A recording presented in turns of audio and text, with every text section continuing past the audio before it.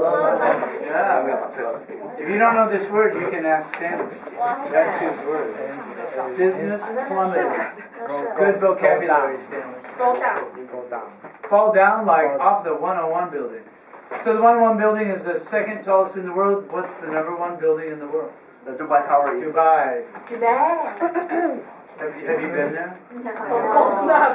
Not yet. Not yet. Not yet. Not yet. Yes. We you've been will. there. Yes. So did you get in? No, I didn't get it. I heard it. I mean, they're really rich, right? Way too. Way too rich. Way too far. Last year, one of our coworkers, he went to see it. Yeah, for New Year's Eve, but he didn't have much money, so it was really interesting that he still got in. And so it's taller than the 101 building, but maybe in some ways it's not as nice.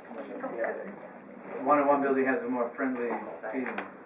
And, well, more good points. So they talked about the 101 building, a lot of details from Jimmy, and actually Jimmy's really fluent, and the way he handled the visitor. Yes. It seemed like you had done this before in real life, maybe.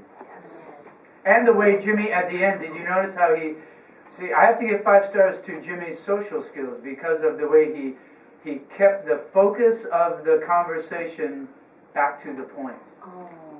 It was getting kind of a lot about building, and then he said, that was good, yeah, that was very natural. I mean, it was good acting. Not too dramatic. No, not too dramatic. It was just only slightly embarrassing. And the introduction was really good to the coworkers because you introduce that. I think that's correct. You take the visitor; she's more important, and introduce the visitor.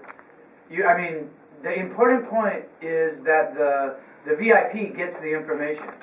So if you're the visitor, then they tell the visitor who the other people are, not tell the people who the visitor is. You see, you're providing information to the important person.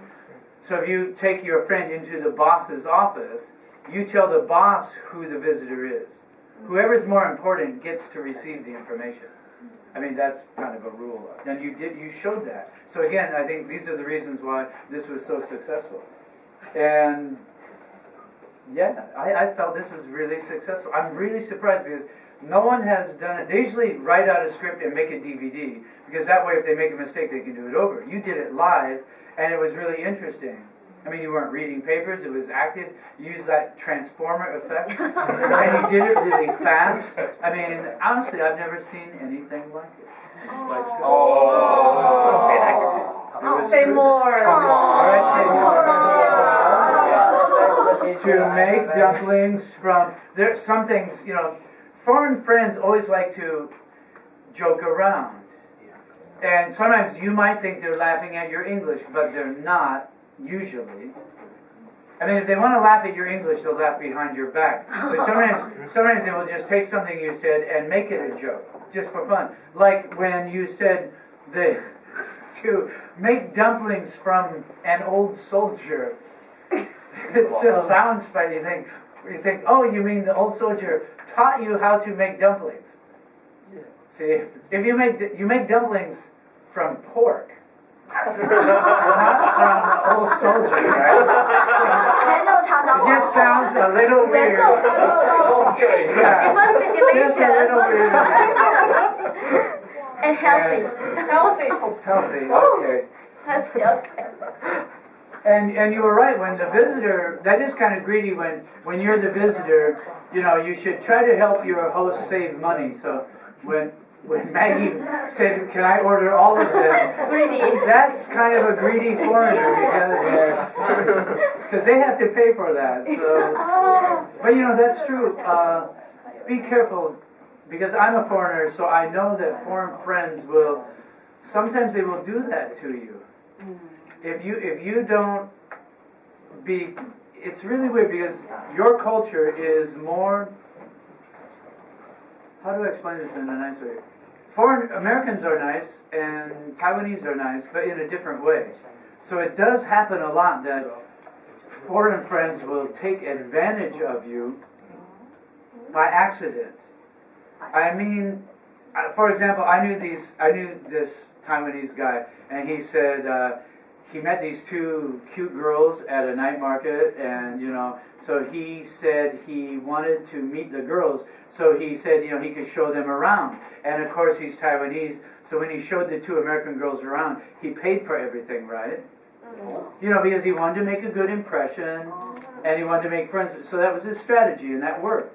And then they gave some hint about how about tomorrow they want to see more places. So he said, okay, I can show you more places, right? So far so good, but at the end of the story, he started to feel like they were cheating him. Because he said the two girls started to call him at home and ask to go more places. That every time they went more places, they let him pay, because he paid for the first. See, and then it was like a habit. He pays for everything, and he takes him everywhere. And of course, they really liked it. Just like a plate. But it's tie over, yeah. So sometimes the solution is you have to give a hint about the limit, like what. So can you make a polite hint? So Maggie did a good job as pretending the foreigner who was overexcited and said, "Can I order them all?" It doesn't mean she wants to cheat your money, but she's just really excited to order them all. So how could you handle that if you don't want to order them all? But you don't want to mention money, that's too ugly. So you could just say, what could you say in English? How skillful are you? You don't want to change the mood. You don't want her to be embarrassed. If she has to say, "Oh, I'm sorry," then you already made her embarrassed. Okay, Lillian. Actually, each dish, each dish is quite big. I'm not sure if we can finish them all. So why don't we order a few first, and we can order more later? And of course, later never comes. Yes. All right, game over. Now, I can't forget. now why don't we enjoy these drinks?